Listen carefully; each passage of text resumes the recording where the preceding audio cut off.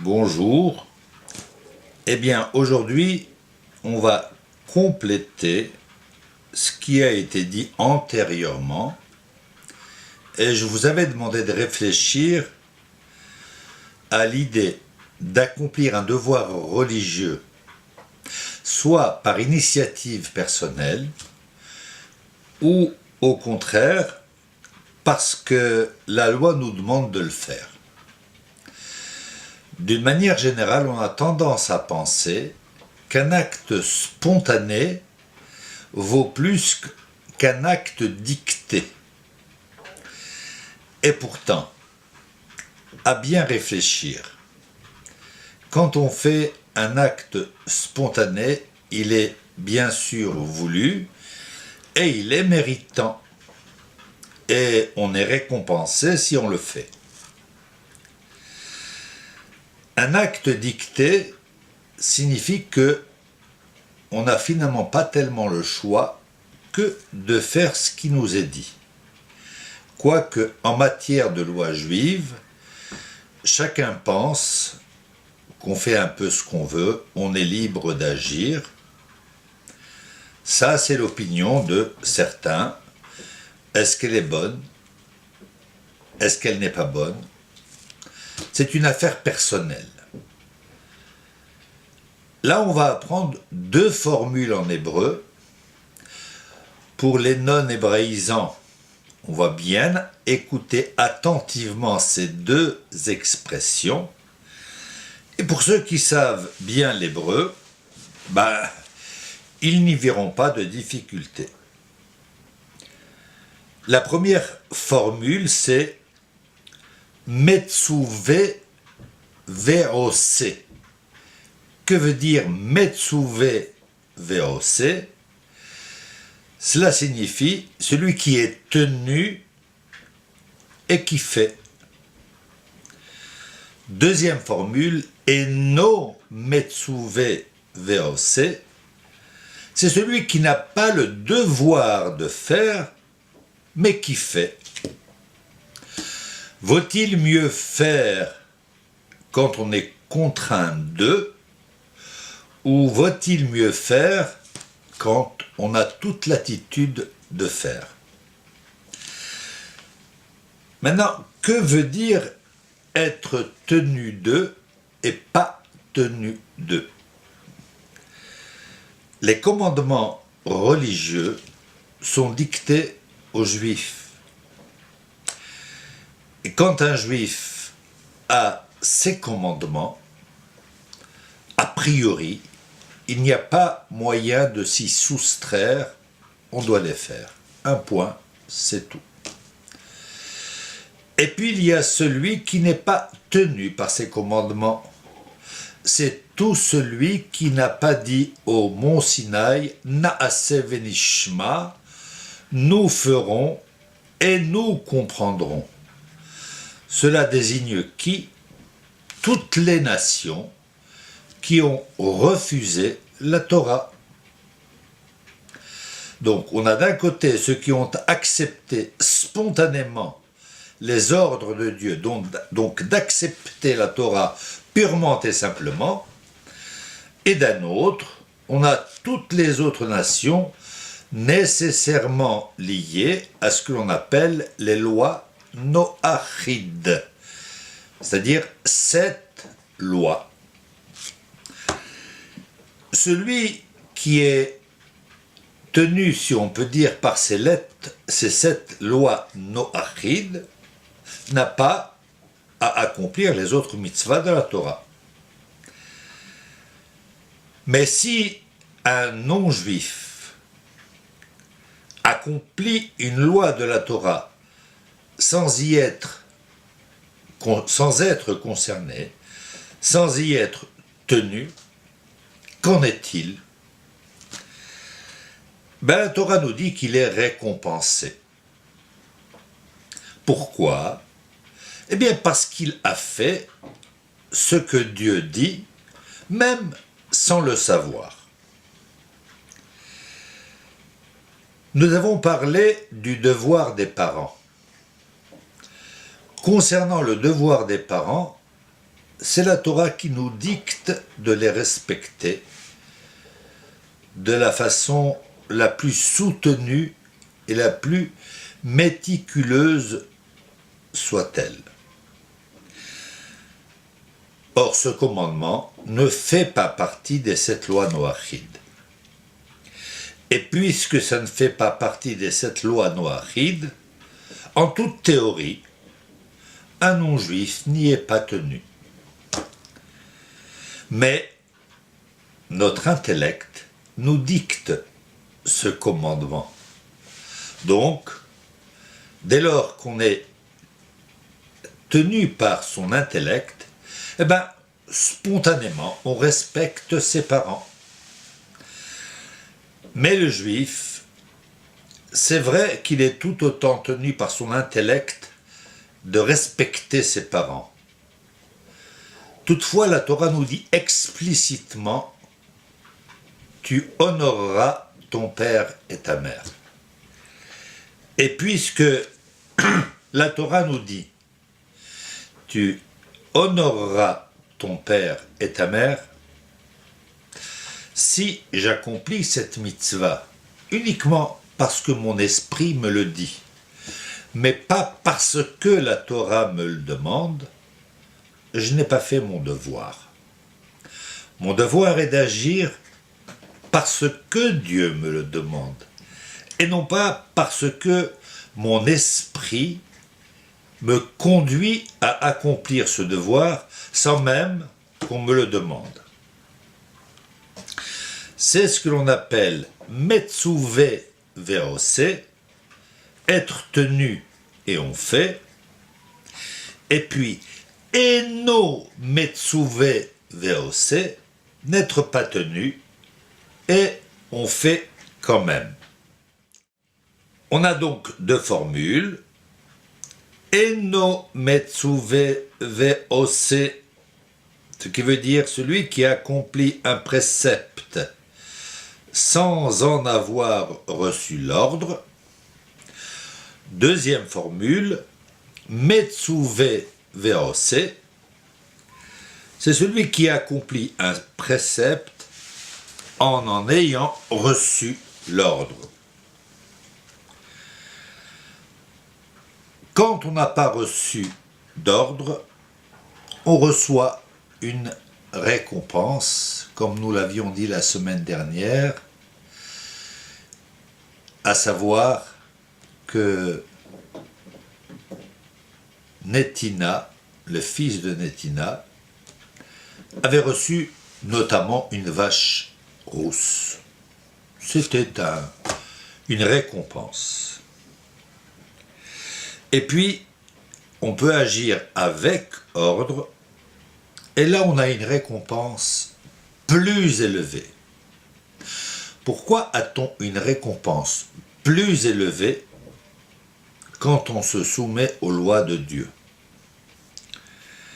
C'est que chacun sait que rien n'est plus difficile que de se soumettre. Aujourd'hui, quel est celui qui ne cherche pas à avoir sa propre situation individuelle pour ne pas être soumis à une hiérarchie qui le guide? De même, si on prend un exemple de la vie de tous les jours pour bien comprendre cette idée, si on me demande de repeindre toute une maison, bien sûr, je suis rémunéré pour cette activité. Si je fais venir mon frère pour m'aider, mon frère vient, mais il n'agit pas pour le compte de celui qui m'a donné la mission de faire ce travail. Moi, je suis rémunéré à la hauteur des efforts fournis. Quant à lui, il n'a pas de rémunération, on ne lui a rien demandé. Maintenant, il m'appartient de le rémunérer éventuellement s'il m'aide. En tous les cas, ni le missionnaire, ni moi-même n'avons de devoir de le rémunérer. Et ainsi, en tout.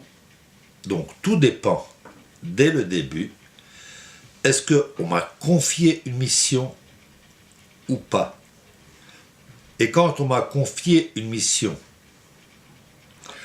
est-ce que je l'amène à bien tout seul, parce que c'est moi qui suis concerné, ou bien je demande à autrui de m'aider pour m'alléger le travail? Rabbi Hanina, c'est un maître du Talmud, nous apprend que celui qui agit par ordre est plus grand que celui qui agit sans ordre. Pourquoi? Car celui qui agit avec ordre est inquiet quand il assume sa mission. Il craint de mal faire. Et puisqu'il fait tout pour ne pas mal faire, il est donc récompensé à la hauteur de des efforts fournis. On dit les fum tsahara agra. Le salaire est toujours à la hauteur des efforts fournis. On dit aussi que Dieu ne retire aucun bénéfice de l'accomplissement de nos devoirs religieux. Mais en accomplissant la volonté de Dieu, nous sommes récompensés déjà pour avoir fait ce qu'on a fait, et une deuxième récompense pour nous être soumis à ce que Dieu nous demande. Donc, l'accomplissement d'un décret venant de Dieu a plus de valeur qu'un acte qui n'est pas prescrit. À ce propos, on va prendre l'exemple d'un homme aveugle de naissance. Est-ce qu'un aveugle de naissance est tenu par les commandements de Dieu ou en est-il exempt? Rabbi Yehuda, toujours dans le Talmud, nous dit: un aveugle est exempt des mitzvot. Mais ce sont les sages, les rabbins, qui s'opposent à ce Rabbi Yehuda pour nous dire que même l'aveugle est tenu d'accomplir les mitzvot. Pourquoi? Pour que cet aveugle ne soit pas en reste. Après tout, c'est un juif. Il subit une situation qu'il n'a pas voulu. Pourquoi le meurtrir en le mettant au banc de la société à cause de son handicap? Rabbi Yosef, toujours dans le Talmud, va dire ce que Rabbi Yehuda a dit, mais qui est contredit par les rabbins. Est-ce la loi ou pas? Rabbi Yosef étant lui-même aveugle, non-voyant, si on préfère cette formule. Rabbi Yosef va dire, si la loi va comme Rabbi Yehuda, c'est-à-dire qu'il est exempt de prescriptions religieuses, Rabbi Yosef dit, j'accomplirai tout de même les mitzvot. J'ai dit j'offrirai parce que j'ai devancé ma pensée, pour dire que ce même Rabbi Yosef propose d'offrir un jour de fête. Si la loi va comme Rabbi Yehuda, et pourquoi ce jour de fête? Parce que pour Rabbi Yosef, même s'il est exempt, il dit « j'accomplirai tout de même les mitzvot, les devoirs religieux, je les ferai quand même ». Donc, Rabbi Yehuda dit non, exempt, ok, mais je ferai les mitzvot quand même. Donc, pour me réjouir de mon initiative, en quelque sorte, j'offrirai un jour de fête.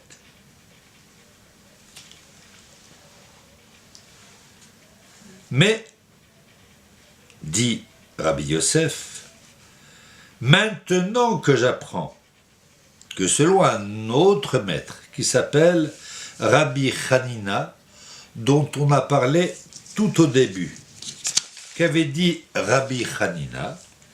Rabbi Hanina avait dit que celui qui agit par ordre est plus grand que celui qui agit sans ordre. Donc, ce Rabbi Yosef, en agissant sans ordre, serait moins grand que tous les autres qui agissent avec ordre. Mais puisque Rabbi Hanina dit que la loi va selon les sages, et que disent les sages? Les sages disent exactement comme Rabbi Hanina que celui qui agit par ordre est plus grand que celui qui agit sans ordre. Quelle est la décision des rabbins, des sages qui s'opposent à Rabbi Yehuda? Les sages disent « l'aveugle n'est pas exempt. Celui qui ne voit pas devra accomplir les mitzvot au même titre que n'importe qui. » Alors, que dit Rabbi Yosef, celui qui est aveugle et qui maintenant sait qu'il n'est pas exempt des préceptes religieux? Il dit « je donnerai tout de même une fête, car la récompense des mitzvot, des devoirs religieux, est plus grande quand on est tenu de les accomplir, et puisque je suis tenu de les accomplir, alors la fête sera d'autant plus grande. » Donc, Rabbi Yosef donne une fête dans les deux cas. S'il est exempt, il donne une fête.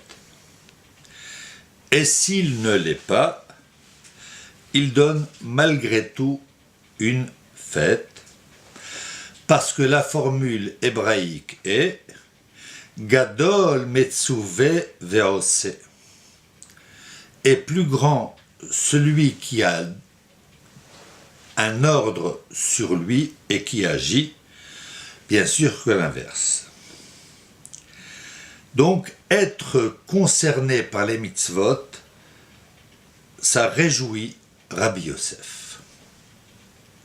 Donc, que peut-on dire à ce stade? C'est ce qu'on avait dit au début. On doit faire en tout état de cause. Tout du moins, on doit, pas tout à fait. Si on n'est pas tenu, on n'est pas obligé. Si on fait, c'est bien. Mais quand on doit faire, on est obligé.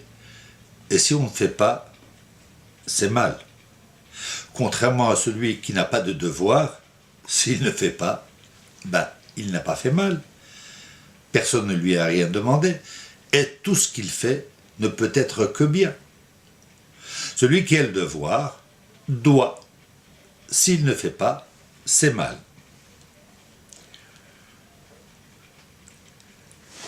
Dans le Talmud, on a encore un autre enseignement, une autre histoire, rapportée par un autre maître qui s'appelle Rabbi Abaou.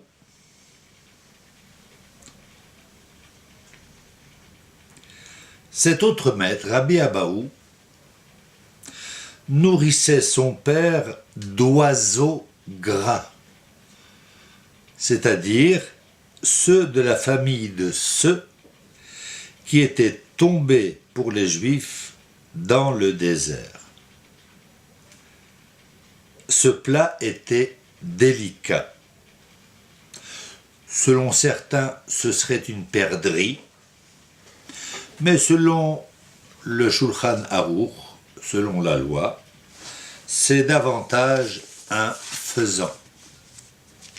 C'est dire combien il tenait à apporter les meilleures choses à son père. Toutefois, nous dit la loi, ce bel acte de bien nourrir son père peut aussi valoir une punition s'il le fait de mauvaise grâce. C'est-à-dire, il offre toujours le faisant, mais il apporte l'assiette devant son père avec dédain, avec mépris. Et là, on peut se demander, l'acte, il l'a fait. Qu'est-ce que nous venions de dire? Que celui qui est tenu de faire quelque chose et qu'il le fait, c'est bien. On devrait s'en arrêter là. Mais le Talmud nous dit non. Faire, oui, il le faut, mais ce n'est pas suffisant. Il faut aussi y mettre le cœur. Et si on n'y met pas le cœur, on est répréhensible. Cet acte est donc obligatoire, mais en le faisant de mauvaise grâce, textuellement le Talmud nous dit qu'on peut être retiré de ce monde. C'est dire l'importance du respect des parents, tellement bafoué aujourd'hui de toutes parts. Qui sait aujourd'hui combien les parents sont importants, à tel point, comme nous l'avons déjà dit, que le respect des parents est presque semblable au respect de Dieu. Quand on accomplit une mitzvah, un devoir religieux, quand on est exempt, on est récompensé. On le répète. Mais si quand on est exempt, on fait la mitzvah de mauvaise grâce, non seulement on n'en est pas récompensé, mais on risque d'être puni. En revanche, si on fait une mitzvah parce qu'on est obligé, notamment respecter ses parents, mais qu'on accomplit ce devoir de la mauvaise façon, nous venons de le dire, Dieu n'apprécie pas. Et encore, une fois de plus, l'acte a été accompli. Dernier exemple assez étonnant. Toujours selon Rabbi Abaou. Si on fait travailler son père sur une meule, ça bien étonné, je ne vois pas qui demanderait à son père de venir travailler, surtout pour accomplir une telle tâche difficile. Mais il faut mettre ça en rapport avec ce que nous venons de dire, donc donner à son père le meilleur, mais de mauvaise grâce. Que vaut-il mieux? Donner à son père un bon plat, mais de mauvaise grâce, ou bien demander, s'il le faut, à son père de travailler sur une meule.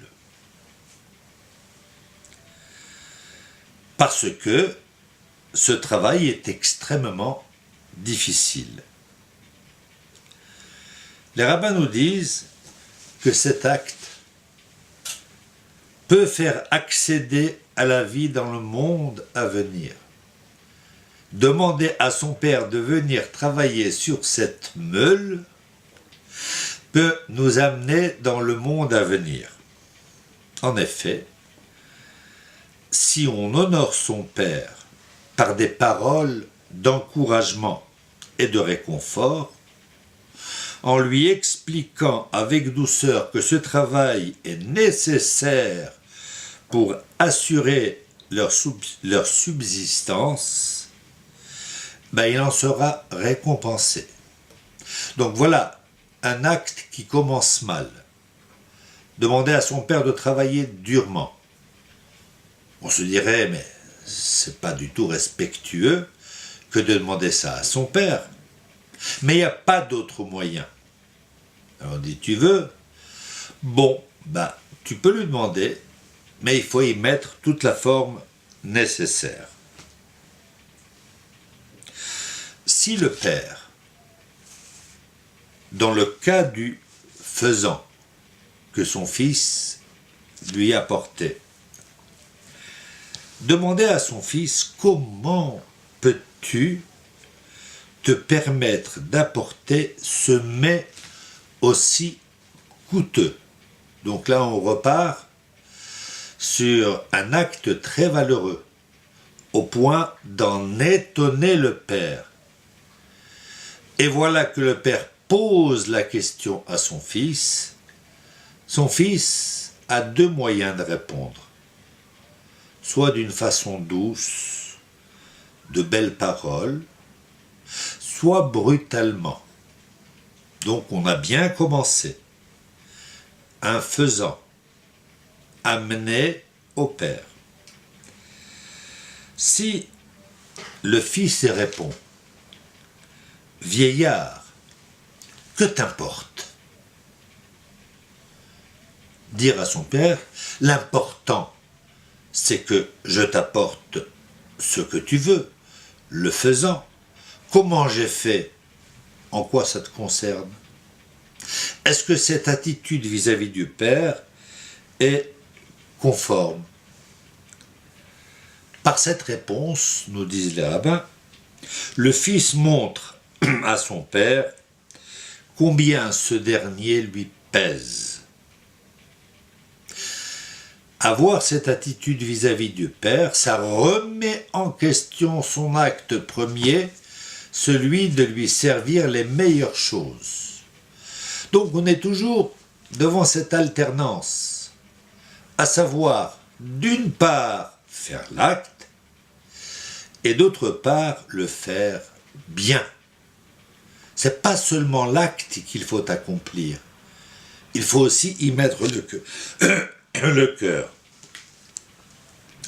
Donc, un bon acte accompli de mauvaise grâce est pire que de demander par nécessité à son père d'accomplir un travail, parce que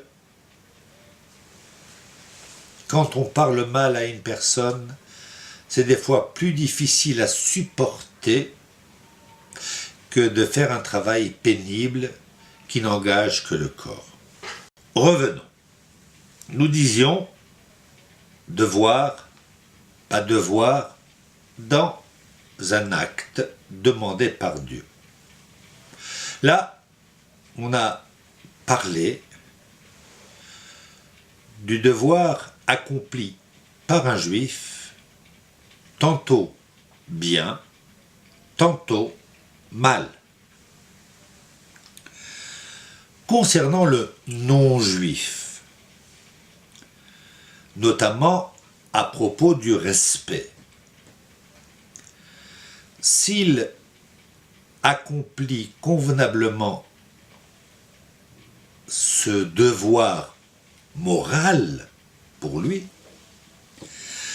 Dieu le récompense.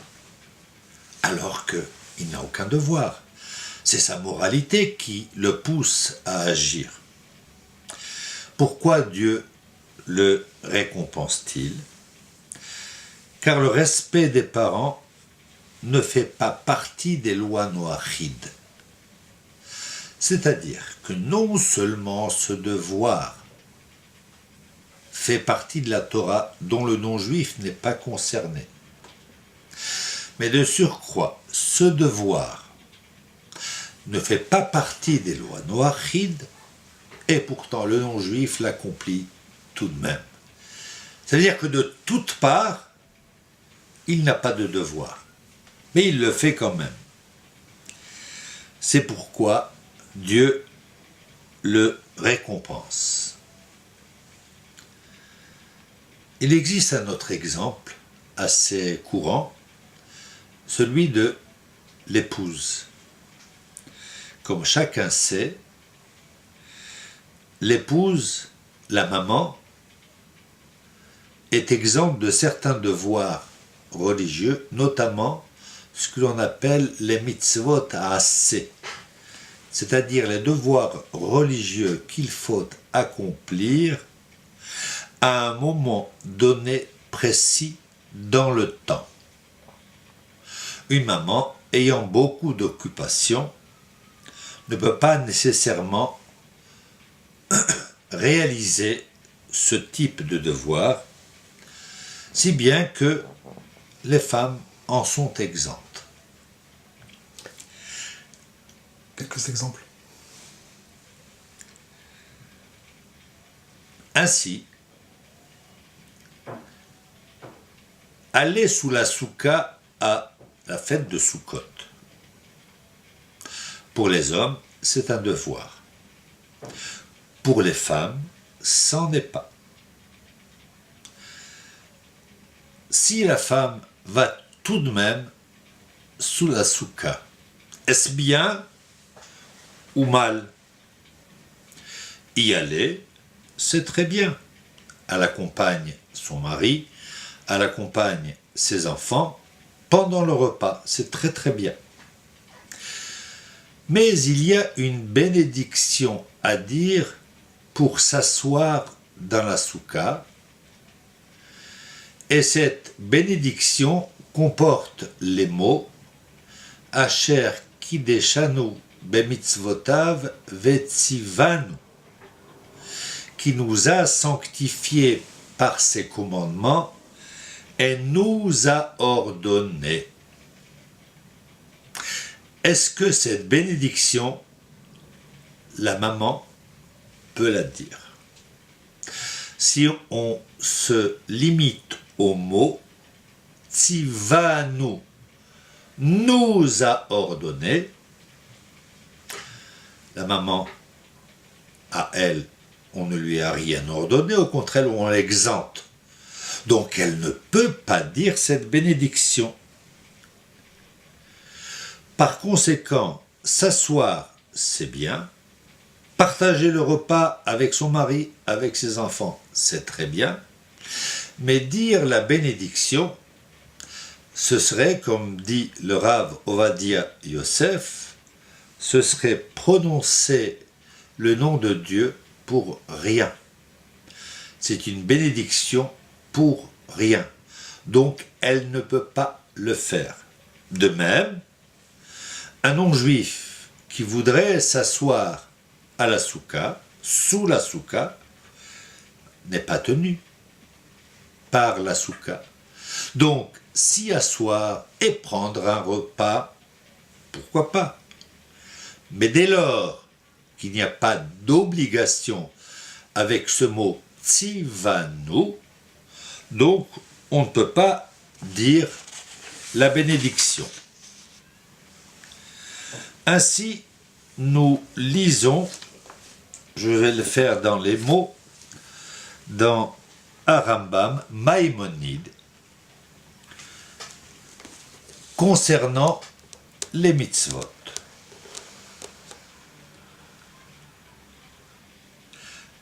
Mi sheratza la'asot mitzvah. Donc celui qui veut accomplir une mitzvah. Ve'im ratza la'asot be'omro shenitztava aleha.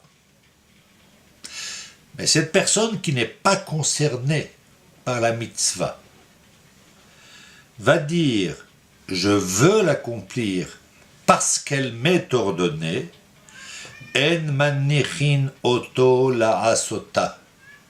On ne lui permet pas de la dire. Ela ima sa'a kede lekabel aleha sachar. Mais s'il l'a accompli avec l'idée de percevoir un salaire, une récompense, kemi she'eno metsuve ve'ose, comme celui qui n'est pas tenu par les prescriptions, mais qui les accomplit quand même,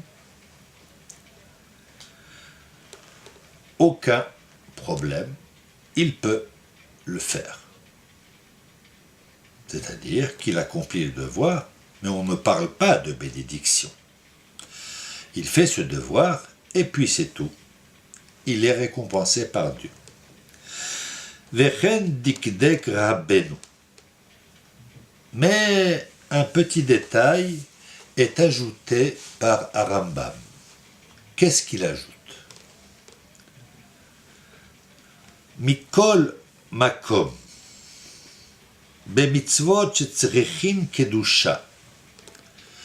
Pour les mitzvot nécessitant une sacralité, une sainteté absolue, vetahara et une pureté, kegon tfilin, comme mettre les tfilin, ou bien le Sefer Torah, monter à la Torah, ou mezouza, ou les mitzvot, anichocher. Je l'inciterai les achmir à être sévères, shelo yanichu otam la asotam, pour ne pas qu'ils accomplissent ce devoir. Il faut bien ici ouvrir le débat nécessaire et obligatoire. En quoi ce que je dois dire mérite une explication, voire des explications, c'est qu'on ne parle pas du tout de celui qui veut devenir juif, qui ne l'est pas encore, et qui fait tout pour entrer dans la famille juive. Quand c'est le cas, ce qu'on vient de dire devient caduque. Bien sûr qu'il peut mettre les téphilines, mais sans bénédiction. Il peut mettre les mezuzot, mais sans bénédiction. Monter à la Torah, non, ça il ne le peut pas. Et des fois, on n'y prête pas attention, c'est bien de le savoir. Là, ce que Rambam nous dit, Maïmonide nous dit, c'est le cas d'un homme non juif qui n'aspire aucunement à intégrer la famille juive, mais par caprice ou je ne sais quoi, voudrait mettre les tfilines, placer des mezuzot en disant tiens, ça porte bonheur, ou monter à la Torah pour qu'on lui fasse honneur. Non, ça c'est formellement interdit. Donc, retenons bien là, il y a deux phases fondamentales. La première, c'est le non-juif absolu qui veut faire des choses sacrées et pures que l'on ne peut accomplir que si on est juif et que l'on est, en principe, pur. Là, le non-juif n'a pas le droit. Celui qui se destine au judaïsme peut faire certaines choses. Monter à la Torah, non. Mettre les téphilines sans dire de bénédiction, oui, c'est une manière de s'habituer à faire ces gestes. Mettre les mezuzot, pas lui, mais on peut éventuellement les lui mettre, ne serait-ce que pour lui montrer comment on fait. C'est là, je crois, le point fondamental qu'il faut retenir. Quand on dit d'un non-juif qu'il fait quelque chose de bien, on parle du non-juif absolu, qui n'a rien à voir avec le judaïsme et qui n'a aucune aspiration à entrer dans cette famille juive. Mais il a fait un bon geste, Dieu le récompense. Celui qui se destine au judaïsme, dans cette famille, et que tout au fond de lui, c'est avec amour pour Dieu qu'il le fait, bien sûr que son devoir est très proche de celui du juif qui agit. Et pourquoi? Si on remonte l'histoire jusqu'à Abraham, notre père, il n'avait pas encore reçu la Torah, ni Isaac, ni Jacob. Et pourtant, ils accomplissaient les devoirs religieux, les 613 mitzvot, par inspiration divine. Et ils y mettaient tout leur cœur pour accomplir ces devoirs religieux, et ces devoirs religieux leur ont été comptés comme des prescriptions, comme des devoirs. Par conséquent, qui que l'on soit, Dieu n'attend qu'une chose, qu'on se tourne vers lui sincèrement et honnêtement. Et c'est pour cette raison que lorsqu'un non-juif veut entrer dans la famille juive, il ne doit avoir aucun autre intérêt que celui d'avoir choisi Dieu sans aucun autre intérêt que celui-là. C'est ce que nous apprend la Torah. On peut donc dire que les prescriptions religieuses, d'un côté, ne concernent que les uns et pas les autres, c'est-à-dire les Juifs qui ont dit Naaseh venishma, nous accomplirons et nous ferons. Ceux-là n'ont pas de choix. S'ils ne font pas, ils sont en faute. Un Juif ne peut pas dire « Ah, pour moi, cette mitzvah n'a été que rajoutée par les rabbins, donc j'estime qu'ils n'ont rien à me dire. » Ceux-là même, dit le Shulchan Aruch, commettent une faute comme si ils avaient transgressé un devoir de la Torah, parce que les rabbins n'inventent rien. Ils nous mettent à la bouche ce que nous ne sommes pas capables de faire tout seuls. Donc on doit se soumettre. Et si on ne se soumet pas, on est en faute. Bien sûr, comme nous ne voyons pas la punition immédiatement, alors on fait ce que bon nous semble. De l'autre côté, nous avons les non-juifs qui n'ont pas ces devoirs religieux de la Torah, puisque, pour l'instant, au moins, ils n'ont pas de devoir. Donc tout ce qu'ils peuvent faire, c'est bien. Et ce qu'ils font est récompensé. Mais attention, mettons l'accent sur le fait que certaines choses ne peuvent pas être faites. Tfilin, mezouza, Shabbat, l'étude de la Torah. Mais si on s'intéresse véritablement à Dieu, à la Torah, ou mitzvot, parce qu'on veut y entrer, là, ça devient une toute autre histoire. Mais il faut s'y mettre sincèrement et sans intérêt. Troisième point concernant l'épouse, elles ont été exemptées d'un certain nombre de lois liées au temps, mitzvot, assez, pas lot assez. Assez, c'est-à-dire c'est ce qu'il faut faire. L'autre assez, attention ne pas faire. Par exemple, on ne peut pas dire qu'une femme puisse être exempte de ne pas allumer ou de ne pas éteindre la lumière.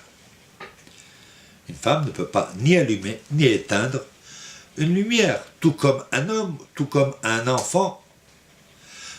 Bien sûr, un enfant en bas âge avant la bar mitzvah n'est pas encore responsable de son acte à proprement parler, bien que les parents le soient. Mais dès qu'il devient bar mitzvah, il a le devoir, comme tout le monde. Donc mitzvot assez lié au temps, oui. Nous sommes tous liés par Dieu, d'une manière ou d'une autre. Les uns reconnaissent Dieu, les Juifs, les autres ont quelque part une petite origine, ou une origine pleine, mais qu'ils ne prennent pas comme telle pour s'être attachés à un autre culte différent mais contraire à la volonté de Dieu. Donc, les Juifs font ce que Dieu demande, les non-Juifs font ce qui leur semble le plus juste, mais les lois ne sont pas livrées à l'appréciation des hommes, mais à l'application par les hommes, que cela leur soit agréable ou pas, il faut le faire. Juste une petite phrase pour terminer. Avant le don de la Torah, il fallait avoir la kavana, l'intention pour l'accomplissement des mitzvot, mais dès que la Torah a été donnée, du moment qu'on s'y soumet, même si on n'a pas d'intention, nous dit Rambam Maïmonide, malgré tout la mitzvah est bonne, de fasse que très rapidement, et les uns et les autres, nous rejoignions Dieu de plein cœur et d'un bel élan.